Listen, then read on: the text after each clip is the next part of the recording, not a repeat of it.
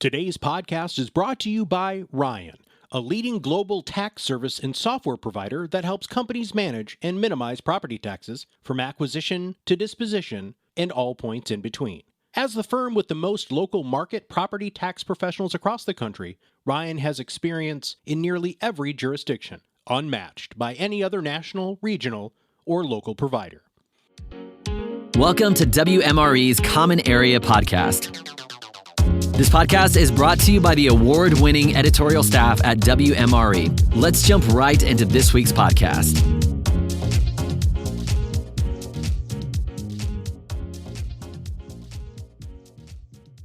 Hello and welcome to the Common Area with your host, David Bodamer. David, how are you, man?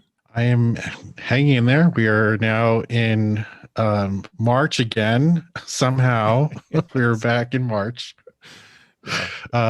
So I can't believe I've been doing this. That we've been recording the podcast from my home office for a year now. It's kind of crazy to think about it in those terms. Where everybody's having that same kind of realization at this point that that it's March again. Yeah, when the merry-go-round came around full swing, I thought it would look different, but it really doesn't. It's still the same thing going around. All right. Well, you brought on a guest today, right? That's correct. Today we have with us Mark Rose, who's the chairman and CEO of Avison Young. Hi, Mark. Welcome to the podcast. Thanks, David. Appreciate it. Love being here, Eric. So we were just talking about it being a year, and we've had a lot of conversations on this podcast about what it's just been like dealing with how the industry has dealt with everything. So I just wanted to start with, from your perspective, is first of all, if you could just give folks, for anybody that has not heard of your firm, I imagine most people are familiar, but just give it. But for those that haven't, if you just tell us, a bit about Avison Young, and then let's just talk a bit about some of the high level things that you're seeing. So we can kind of go from there. Not a problem. So I'm Mark Rose, and as we already said, I'm Chairman and CEO of Avison Young. Avison Young is a global real estate services firm that's consulting-led and really built off of culture. We are headquartered all throughout North America, Europe. We have offices in Asia, and really provide the full spectrum of services and investment management to our clients. Now, what we're seeing, we all want this to end. We all want to be back with our people, with our clients. We want to communicate again. We want to commiserate, and we want to celebrate. And I really do feel that it's coming. It truly is amazing to think that it's a year. I was in London on my way to a weekend in Paris. My wife was with me. I think it was about March 11th, and March 13th. Instead, we hopped on a plane and we came back to the U.S. because things were really starting to come apart. And by April 1st, we had shut down offices, told everybody that they could work from home through the end of the year, and started to work on how we were going to operate in this environment. And I will tell you, this is one of these opportunities to grow.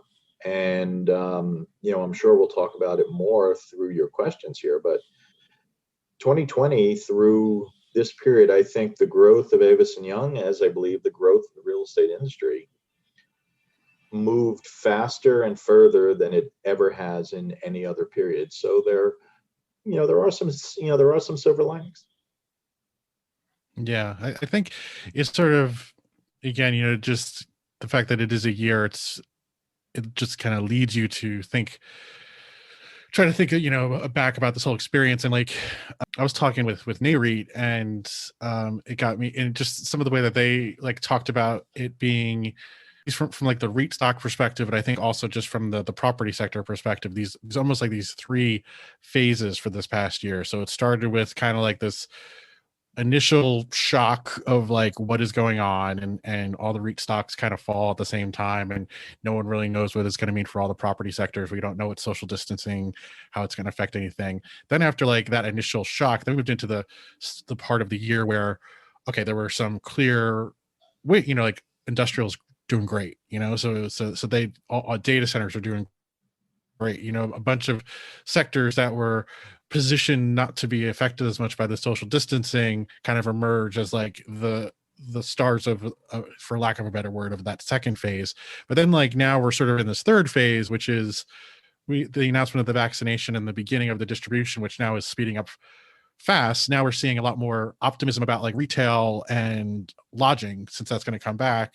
And then like, but then there started these questions about the office sector, and like what, and how are we going to, given that we all like have now gotten used to doing work from home and remote, and like, so there's going to be some hybrid, some blend of that. So it seems like that's still like one of the big questions, while we sort of have dealt with these shocks, and we've seen some things that did really well. We saw some things that were hurt that have come back, but kind of some of the things are being resolved. Now this question of like what's going to happen with office space seems like one of the more unresolved pieces. I don't know if like that sort of jives with how you see things, and also how your conversations with your clients and stakeholders and all that sort of stuff has gone. So I just thrown a lot at you, but any thoughts on that? Well, there were so many questions in that one question that we're going to spend, at least a couple of minutes on this. Absolutely. First things first, having been in this business now for over 35 years, we have tried to impress upon our clients and our people that cycles or cyclical events aren't necessarily welcome, of course, but they happen.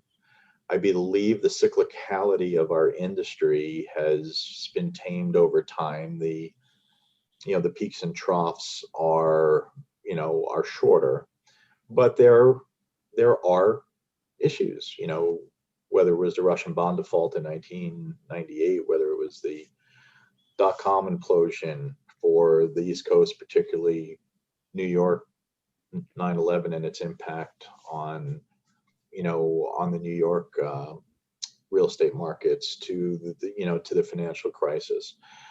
These things happen. And the most important thing to understand is that they're out of your control until they're not. So you build strategies in order to work with them. So you had rattled off things like, well, the REIT stocks fell. Of course they do, because the public markets do not love surprises. And in the absence of information, the beginning thought is sell and negativity, until you realize that it's not necessary to be negative about everything. We know what we know, and we don't know what we don't know. So it took a little while for people to get a grip around what the office of the future looks like. I will tell you that 1 year later, I believe that we're still suffering from clients not believing that they have the knowledge of what the future of office looks like. But they do, they do. And you also mentioned product types. Of course, when you have a pandemic and no one's leaving their home and they're ordering online, well, that would tell you that showroom space for retail's down, and distribution space and warehousing and last mile is good. So of course, those are going to be positive. Whatever the impact of the pandemic was on multi-res, we're still talking about a planet that's going to add about 3 billion more people in the next 30 years. And so you have a safety net. There are going to be more people. Now, they may be in different countries, but there may be, or will be, 3 billion more people on the planet, and that bodes very, very well for the need for housing. When it comes to hospitality, people stopped traveling, therefore hotels weren't full. That's all normal. I think you're seeing that everybody's getting ramped up for the summer, when the vaccinations start to make their way through, positivity hits, there will be a tremendous amount of traveling, not just business, but more importantly, people who had enough of staying in their homes and they just want to be somewhere. And that's going to lead you to airlines. It's going to lead you to Airbnbs and hotels. The one that you're right, that is a bit of a question mark for people, is what is the future of the office? And the future of the office, I would say, is fine, but different. And that means that we do need a place to come to. We do need a place to develop our talent. We do need a place to communicate. We do need a place to house clients, to build strategies. And for all of those reasons, the death of the office is greatly exaggerated. Now, what did COVID allow us to do? COVID allowed us to move from a financial-based, sales-based, how do I present myself, maybe more brand, to an HR-based question. One of the things that Avison Young is doing, we have asked our people to come back to work on April 6th. That is going to be subject to both physical and mental wellness. If you have anxiety, if you don't want to get on the tube or the bus, that's fine. If you have arranged for your caregiving, please come in. If you haven't, not a problem. Stay home.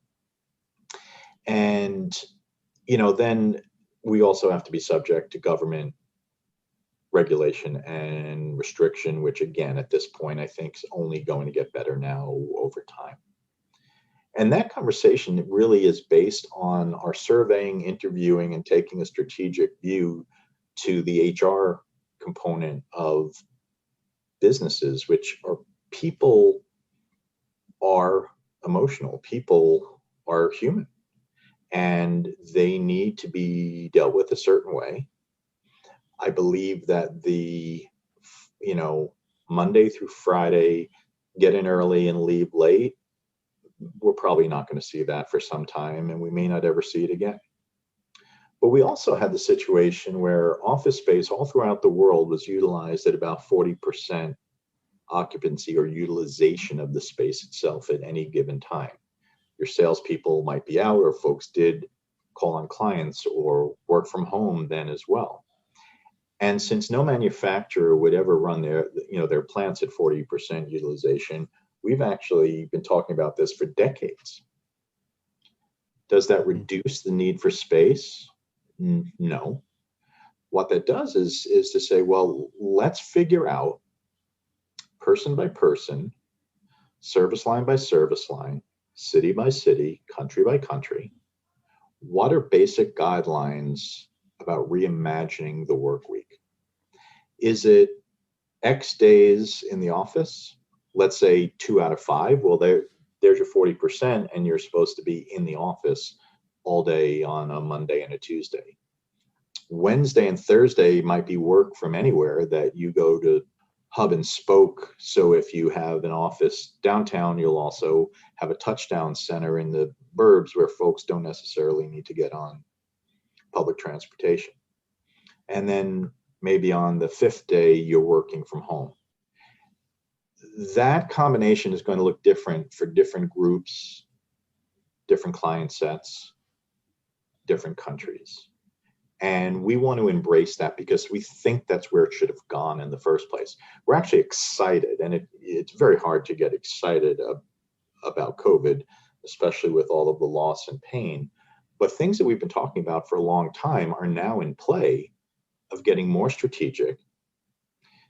And think about this. In the past, we had competitors of ours who were talking about complete open plan, which was never good for anybody that suffers from anxiety. And there's top talent, extraordinary talent, that suffer from anxiety, and they never could be an open plan. You had to sort of adjust for them. So a far more strategic view to an HR-based occupancy plan, that one size does not fit all, and you're going to tailor it in terms of your recommendations to clients and what we're going to adopt ourselves, this is a really good thing.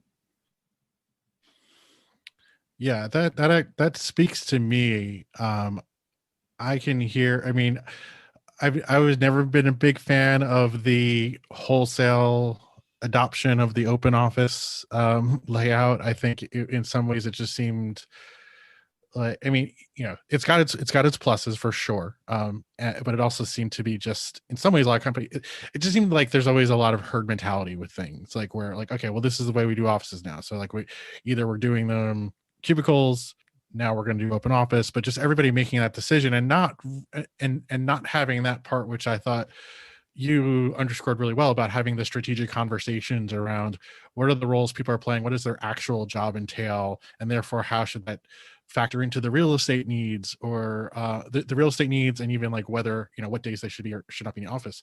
So I hear what you're saying, like it's hard to say that it's exciting, but on the other hand, just because given obviously this year has been terrible, but on the other hand, I do feel like what you're saying is so right, in that this is a very necessary conversation that corporate users that's overdue. And I think so. I guess and obviously I think for a firm like yours, since you are, you're thinking about this 24 hours a day, and you guys are this is what your clients are gonna need. It does present like a year where it sounds like there's just going to be a lot for your company to be doing and talking to your clients and helping them develop these strategies. From the very first days of the pandemic, this has been the question. The question has been, what do we do? And I think most people went to their business continuity plans, gathered their folks and said safety first. And that was awesome, truly awesome. And we thought that contact virus was a real issue at the start. You're finding out at the end that it was less of an issue, and it was really the transmission of the droplets. But every day since, we have been asked about, what do we do about our space? And like I said, this is it's a complex topic, but it's a great topic. And the very negative virus and pandemic has allowed us to have a far more strategic conversation about what does this look like for you. And there are CFOs who loved bringing space per square foot down to certain levels, and that made sense. There were CEOs who believed that their top talent deserved a certain office environment as part of their recognition and compensation in a war for talent. Neither of those things need to go away.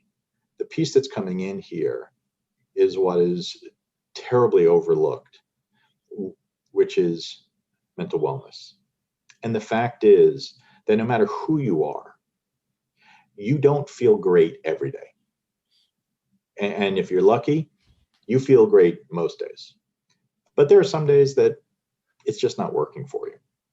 And as we see with the workforce of today, and we believe the workforce of the future, a culture-based approach to, you have performance and productivity that is required of you, but with the empathy and the understanding that we're not at our best every single day.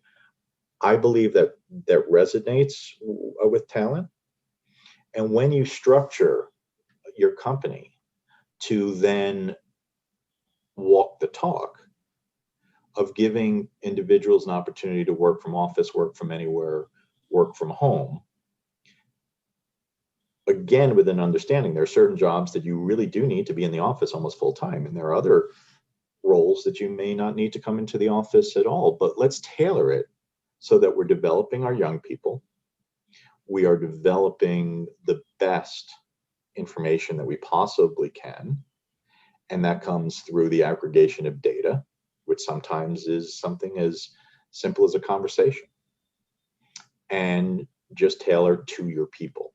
They deserve that. Our clients deserve that.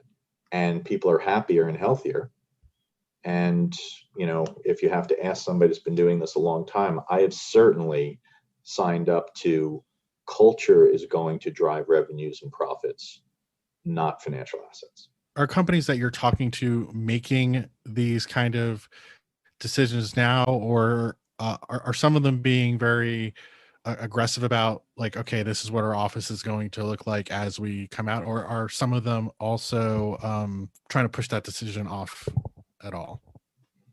If I had to pigeonhole this with a single answer, I'd say most are trying to push it off. I think that occupancy of space has been dominated by a solution just to extend for a short period of time so that everybody can work with the latest information, and that makes sense.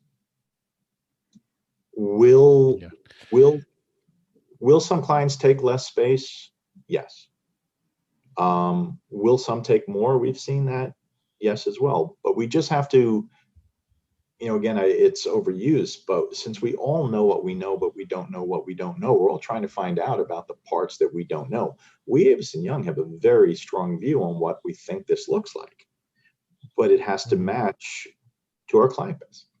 Well, it does seem like, we are getting to this point where the pace of vaccinations is picking up. I mean, in the US, the announcement that we're going to have enough doses by the end of May, it's still then a few more months of administering those doses. But I mean, we are looking at the numbers that you need for herd immunity by the middle of summer or end of summer, something like that. So it does seem like we are getting to this is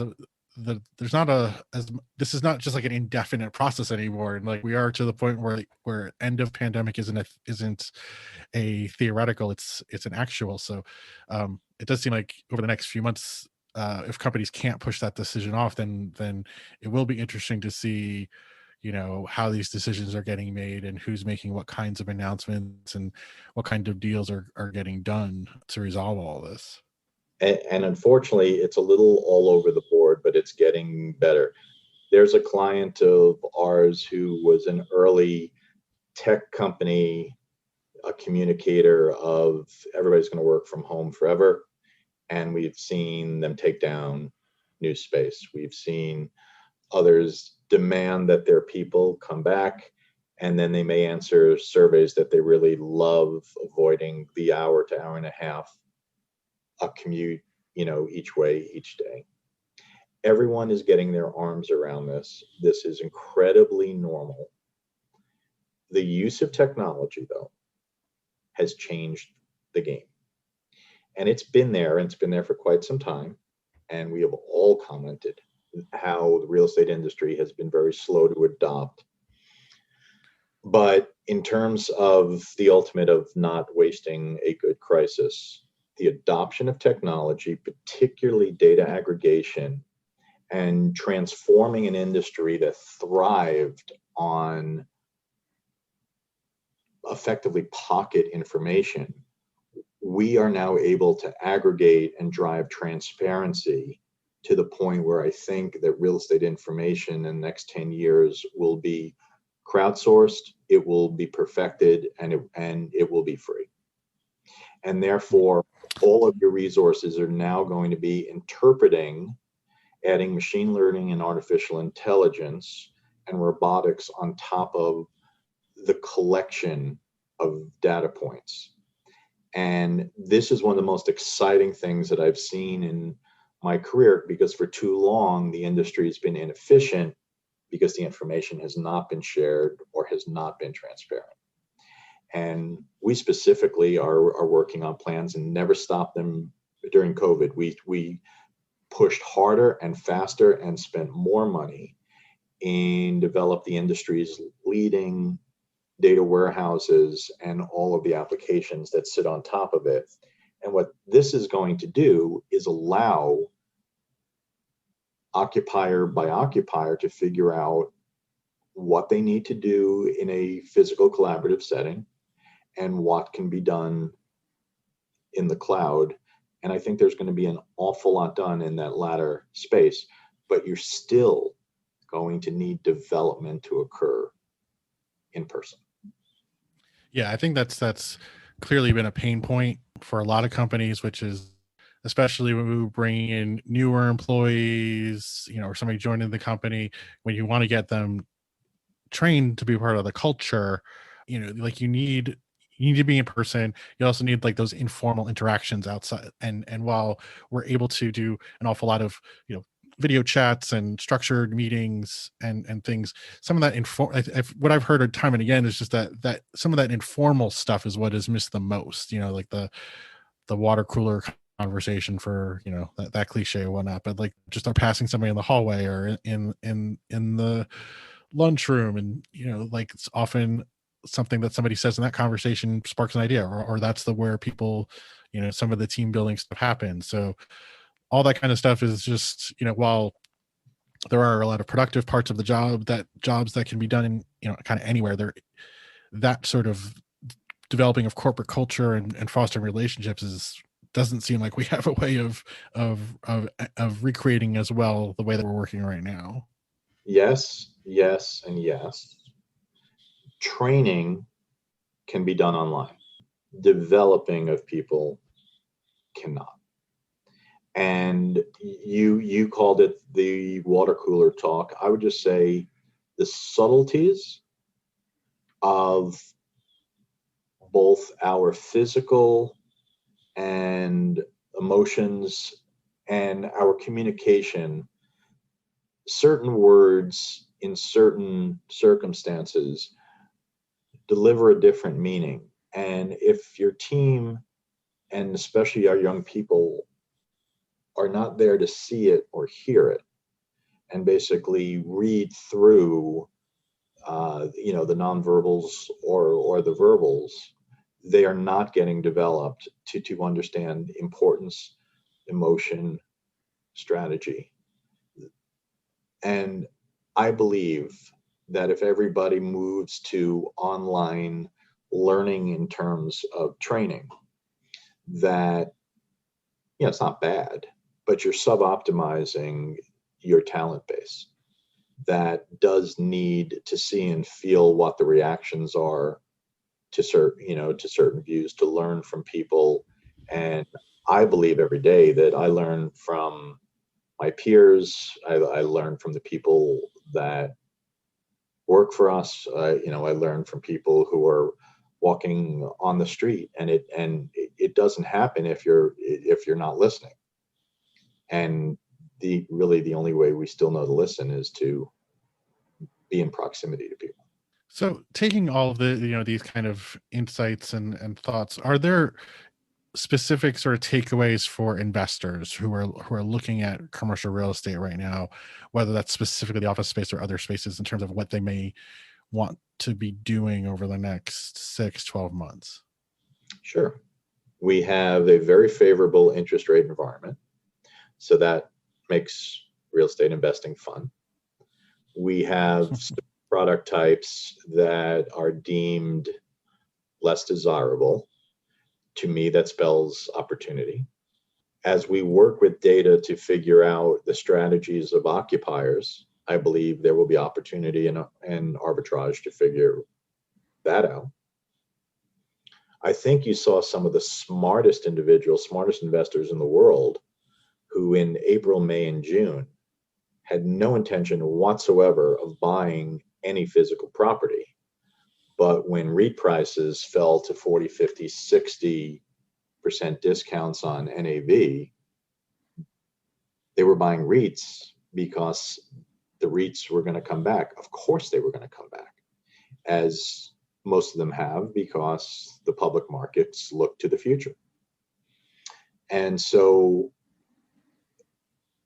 maybe saying it this way, I will come back to institutional real estate, but one of the things that I think sits out there as just a great example, there are individuals, it's heartbreaking in the restaurant and hospitality business. There's your favorite restaurant on the corner and somebody couldn't make it through because they were asked by their local jurisdiction to shut down, and they didn't make it. There are people who are now swarming all of the old restaurants and bars that were shut down. They will take them over. They'll sign leases. The start dates will probably be at the end of the year or start of next year. They will buy all the equipment, the space, and the initial kind of branding for nothing. And they will be very, very successful. And I think we have the same issue here that, sure, is retail space, is the US over retailed? Sure. Is the rest of the world over retailed? Probably. Is retail dead? No. So what's the pricing look like against your underwriting? Because again, there's going to be opportunity there. One can make an argument that how much, more or how hotter can the industrial markets be? Again, I think it has a long-term ride because there has been a change from showroom shopping to buying and having things delivered. But industrial is probably more at a top, where retail, apartments, office, are sitting more towards the bottom, and that just spells opportunity. And then against all of that, rental rates haven't moved that much. Pricing hasn't moved that much because of the government intervention and the money that has been put out and regulations saying thou shalt not foreclose. This is a different environment than we have seen before.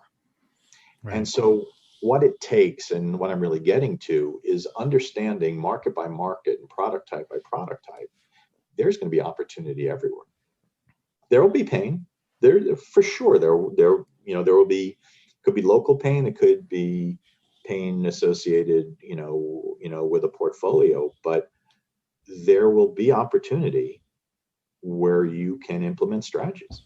Yeah, and then another point that I've heard people make, as well, is that unlike the great financial crisis, the real estate capital markets are pretty solid. So there's financing available, there's equity available. We don't have the same kind of issues to work through in the capital markets themselves that made part of that cycle so challenging. There's never been an environment where interest rates have been this low, combined with the amount of liquidity out there. Let's just talk, for example, M2. There's never been this much liquidity. And no matter what anybody thinks or says, the combination of those, which again, you've seen over the last couple of weeks, if people think there's going to be inflation, which clearly you're going to have growth in GDP, but is there long-term inflation on the horizon? Probably not, after we have the comps for 2021 against 2020.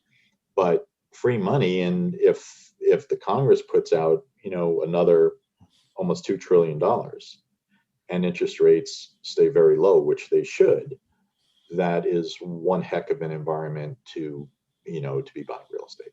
Well, I've taken a good chunk of your time here, so but before I let you go, I just want to know if are there any other points or messages that you'd like to that we didn't talk about that you wanted to highlight?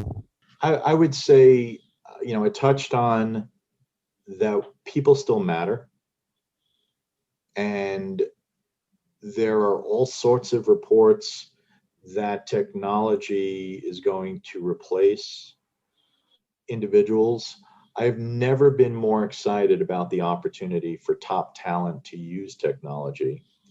It is the absolute focus of our company that we develop our people and we give them the tools to be consultative, no matter what the traditional service line was, because the aggregation of data and the use of technology that will show itself probably around 2025, when artificial intelligence really works consistently, that there are some great things coming, and the way that we're going to to transact, and the way that we're going to implement with a robotic process automation, where at Avison Young, we're going to try to have software bots on everyone's desk in this year already.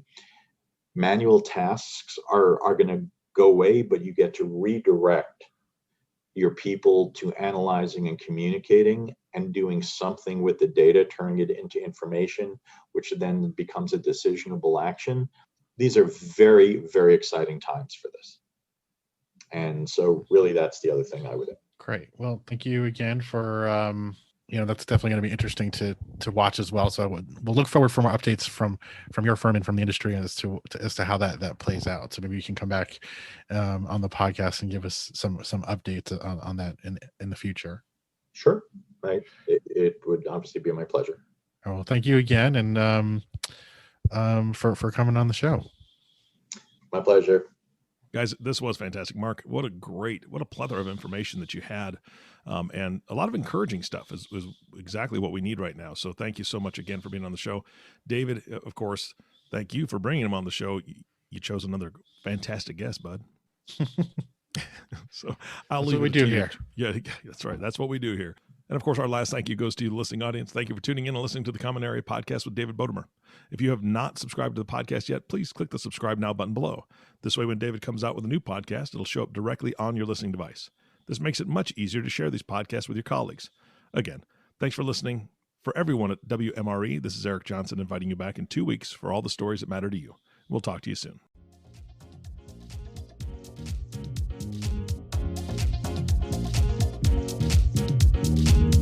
Thank you for listening to the Common Area Podcast. Click the subscribe button below to be notified when new episodes become available. The information covered and posted represents the views and opinions of the guest and does not necessarily represent the views or opinions of WMRE or Informa. The content has been made available for informational and educational purposes only.